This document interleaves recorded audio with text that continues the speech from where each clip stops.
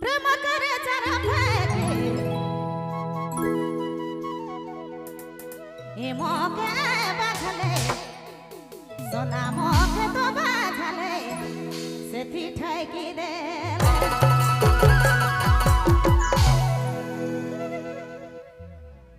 ये जोड़ी मछरी के बाझाए ना ओहो मछरी के बाझाए ना ये संसाई की देला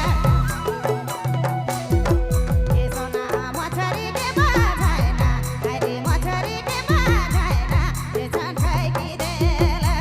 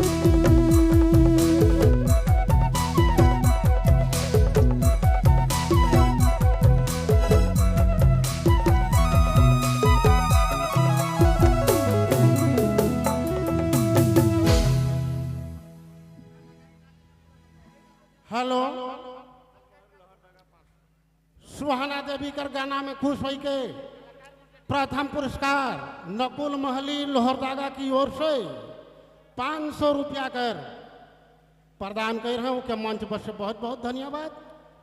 अवधेश गंजू पंजाली पंचायत बंगरू 500 रुपया का पुरस्कार दे हैं उनके मंच की ओर से बहुत बहुत धन्यवाद। राहुल महली केशियो वादे के 100 रुपया दे हैं जो कर सारा लगे ने और बजट बढ़े है राहुल कम आते बजट। KNT यानी काशीनाथ महली चमरू महली के 100 रुपया, सुहाना देवी के 100 रुपया।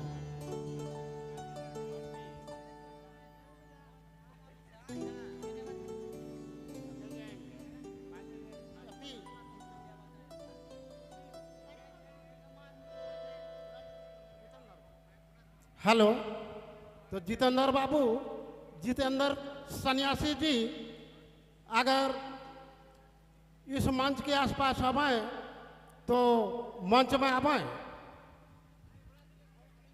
जितेंद्र सन्यासी और पहनटोली से मलार बाबू 50 रुपया दे हैं, बहुत बहुत धन्यवाद। पहरे मलार।